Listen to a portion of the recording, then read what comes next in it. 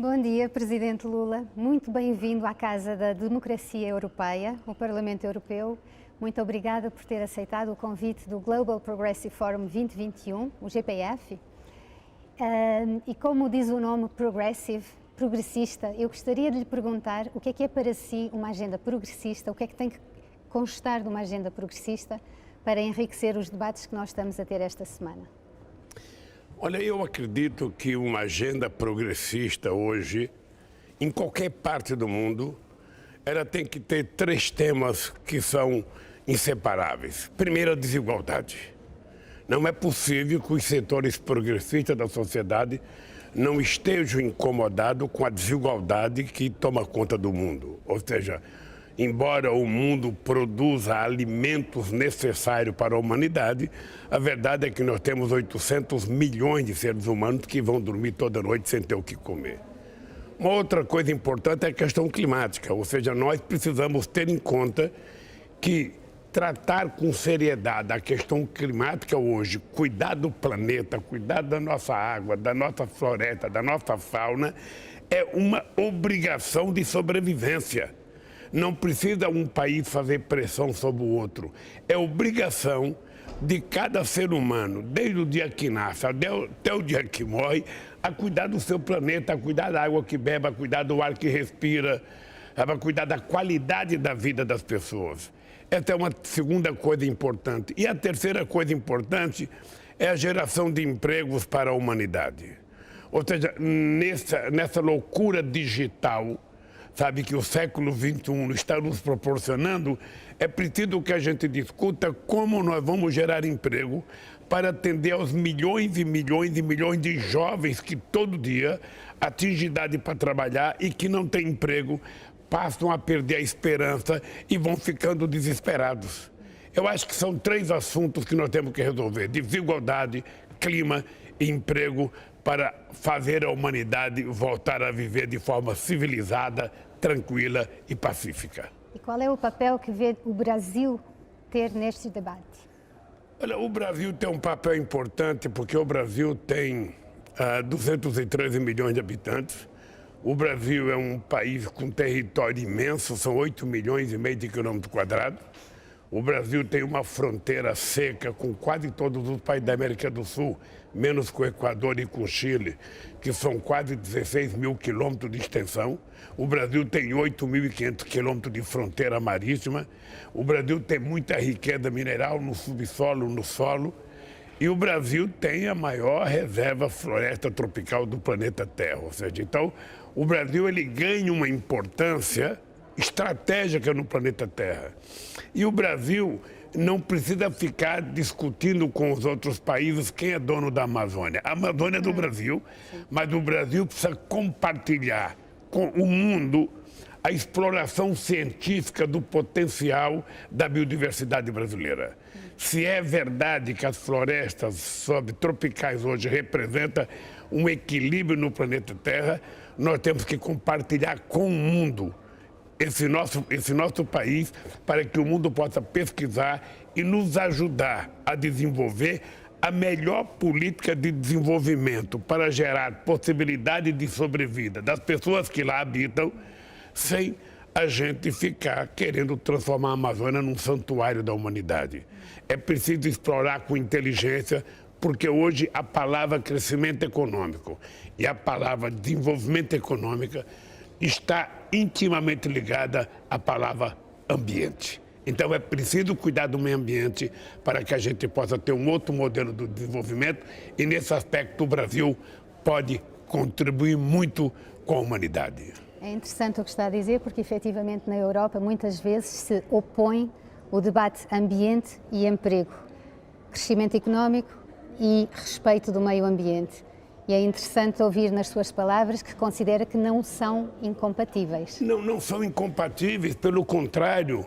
Ou seja, hoje você não pode pensar em crescimento econômico, sabe, sem pensar na questão ambiental. O que é preciso é que a gente pense num crescimento econômico sustentável, em que a gente possa gerar empregos, possa gerar riqueza e, ao mesmo tempo, preservando o meio ambiente que nós vivemos. A manutenção dos ecossistemas, a exploração da biodiversidade tem que ser considerado um fator econômico. Nós não precisamos destruir para construir outra coisa falsa. Ou seja, eu hoje acho que ser progressista é ser ambientalista. Ser progressista é ser humanista. Ou seja, ser progressista é falar um pouco com o coração e um pouco com a razão. Ser progressista é ser solidário, ser fraterno, falar mais em amor, menos em ódio e mais em paz. Bonitas palavras que me levam a um tema que vai agora a seguir ser discutido, que é o futuro da democracia. Porque para termos paz, para termos crescimento económico, tendemos a pensar que o melhor sistema que o pode fornecer será o sistema democrático. Qual é a sua opinião sobre o estado da democracia na América Latina, no seu próprio país, mas também olhando para nós na Europa e para o resto do mundo? Qual é a sua impressão? Eu posso olhar na minha vida política para falar de democracia. Se não fosse no sistema democrático, eu jamais seria presidente da República do Brasil. Se não fosse na democracia, jamais um índio como Evo Morales chegaria à presidência da Bolívia. O que é importante é que você tem que estabelecer um modelo político democrático, em que todas as pessoas têm igualdade e oportunidade de se organizar e de competir, e, ao mesmo tempo, você tem que ter uma economia democrática em que todos tenham condições de ter acesso às calorias e às proteínas necessárias à sobrevivência humana. Você tem que ter uma educação democrática em que a escola não seja separada para quem tem dinheiro e para quem não tem dinheiro. É preciso ela ser democrática. Os meios de comunicação têm que ser democráticos. Todas as pessoas têm que ter direito a ser ouvidas pelos meios de comunicação. Não é o dono do jornal ou o dono da televisão que é o censor. É preciso que a sociedade tenha uma participação, sabe, nessa democratização dos meios de comunicação. Então, a democracia é uma coisa extraordinária, na medida em que ela permite que eu diga o que eu quero, que eu faça o que eu quero. O que nós precisamos entender, e eu acho que os setores progressistas não podem abrir mão disso, é o seguinte: democracia não significa você dizer que quer emprego, significa você poder trabalhar. Democracia não significa você dizer que está com fome ou gritar que está com fome, significa você comer. Democracia não significa dizer que você tem direito a estar numa escola boa, significa que você tem que estar na escola boa. Ou seja, então a democracia é a possibilidade que a gente tem de garantir que todos, sem distinção, sejam tratados em igualdades e tenham as mesmas oportunidades. São as oportunidades que têm que nos diferenciar e não a questão econômica. É verdade, mas há muitos riscos e há muitas ameaças para esta democracia. Hoje em dia, por exemplo, as redes sociais, quando são manipuladas por algumas formas mais extremadas das opiniões políticas, podem fazer correr o risco a essa própria democracia e impedir o acesso das pessoas a esse mundo melhor. Não, a democracia tem risco. A eleição do Trump nos Estados Unidos foi um risco. Ou seja, todo mundo sabe que a eleição do Trump se deveu à construção de um processo de mentiras veiculado pelas redes sociais, que a gente não pode chamar de rede social. É melhor a gente chamar de rede digital, porque de social tem menos, sabe? Tem muita coisa que não é social nas redes sociais. No Brasil, nós temos um presidente que conta 5 mentiras por dia através das redes sociais. Então, eu acho, mas isso não nega a democracia. Isso só nos alimenta da necessidade de vivermos mais democraticamente, porque nós vamos ter que regulamentar as redes sociais, nós vamos ter que regulamentar a internet, vamos ter que colocar um parâmetro. Uma coisa é você utilizar o meio de comunicação para você informar, para você educar. Outra coisa é para fazer maldade. Outra coisa é para contar mentiras. Outra coisa é para causar prejuízo à sociedade. Não. Você não vai utilizar um meio de comunicação como a internet, que possibilita que todos tenham acesso a informações como jamais tivemos na vida. Ou seja, a gente não pode permitir que seja utilizado uma revolução como essa, sabe, da digitalização da sociedade, por mal. Ou seja, eu não quero ser algoritmo. Eu quero continuar sendo ser humano. Eu não quero ser teleguiado. Eu quero ter sentimentos. Eu quero decidir o que eu faço, eu quero decidir o que eu compro, eu quero decidir o que eu voto. E isso nós precisamos regulamentar, para que alguns espertos e maldosos não tentem virar dono da humanidade através da manipulação de algoritmos. Então, a autorregulação dos atores económicos, e especialmente no mundo digital, é uma quimera, é um sonho. Eu acho que é um sonho, não, é uma busca que nós temos que fazer. Hoje, por exemplo, você tem o pessoal, sabe, que são os donos dos aplicativos no mundo inteiro, não pagam nem imposto, estão quase todos em paraísos fiscais. Ganha uma fortuna e não paga sequer imposto em nenhum estado. Não paga no Brasil, não paga na Espanha, não paga na Itália, não paga na África do Sul.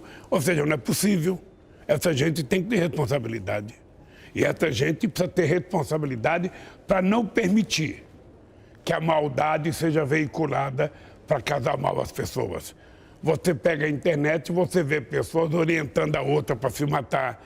Você pega ensinando a fazer muitas maldades, que isso tem que ser proibida. E os donos dos aplicativos é que tem que tomar conta disso. Portanto, eu acho que a esquerda não tem que ter medo de debater esses temas, por mais difíceis que eles pareçam. A solução é o debate e a solução é a saída democrática. Estamos na mesma linha, aliás, os debates que temos feito até agora assim o indicam. Para terminar esta nossa conversa, gostava de lhe perguntar, porque o mote do GPF 2021 este ano é: se o podemos sonhar, podemos fazê-lo. No seu caso, que é um humanista total, qual é o seu sonho? Não um sonho genérico, mas concretamente para os próximos 10, 15 anos. Que sonho ou que sonhos tem para si, para o seu país, para o mundo? Eu sempre digo que todos nós, seres humanos, temos que sonhar muito e sonhar grande, porque se a gente sonhar pequeno, quando a gente acordar, a gente vai ficar decepcionado. É preciso sonhar grande.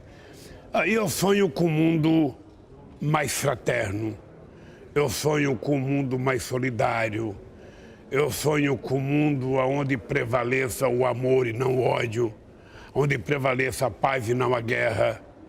Eu sonho com um mundo em que as pessoas possam comer 3 vezes ao dia, que as pessoas possam ter acesso ao emprego, à educação, ter acesso a atividades culturais. Ou seja, eu sonho com um mundo em que todos possam viver com dignidade. Eu sonho com o mundo Lula também. Ora, meu sonho comum, eu acho que eu já realizei muito dos meus sonhos.